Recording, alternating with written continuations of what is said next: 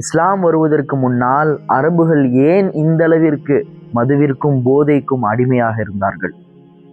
குலங்களுக்கும் கோத்திரங்களுக்கும் மத்தியில் இடைவிடாத சண்டைகள். ஏறத்தாழ ஒரு ஒட்டகத்திற்காக மட்டும் 40 வருட காலம் அரபுகள் சண்டையிட்டிருக்கின்றார்கள். அவரவர்களின் குலதெய்வங்களை வைத்து சண்டையிட்டிருக்கின்றார்கள்.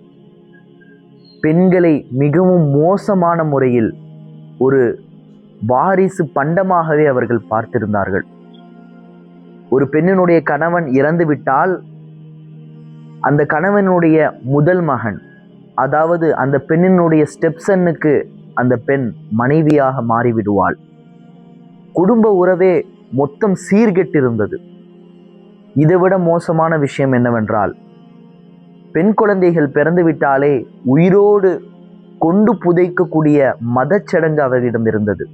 மேலும் விபச்சாரம், மூட நம்பிக்கையில் என ஒரு சமூகத்தில் மன அழுத்தங்களை ஏற்படுத்தக்கூடிய அனைத்து விஷயங்களும் பண்டைய அரபுகளிடம் மிகைத்தே இருந்தன.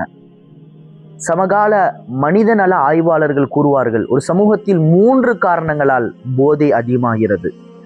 ஒன்று, உளவியலில் மன அழுத்தம். இரண்டாவது, போதையை தூண்டக்கூடிய சாதனங்கள். அதாவது பண்டைய அரபு உலகத்தில் ஒவ்வொரு மார்க்கெட்டுகளிலும் மதுவிற்கான விளம்பரங்கள் வைக்கப்பட்டிருந்தன. அரபிய கவிதைகளில் மதுவை குடிக்க தூண்டக்கூடிய புகழ் காவியங்கள் அங்கே அதிகமாக இருந்திருக்கின்றன. இதெல்லாம் சாதனங்கள் தான். மேலும் போதைக்கும் மதுவிற்கும் இணையான எந்த விதமான மாற்று விஷயங்களும் இல்லாமல் இருத்தல். ஆக இந்த 3 விஷயங்களுமே பண்டைய அரபுகளிடம் அதிகமாகவே இருந்தது. இந்த அளவிற்கு மதுவிற்கும் போதைக்கும் அடிமையாக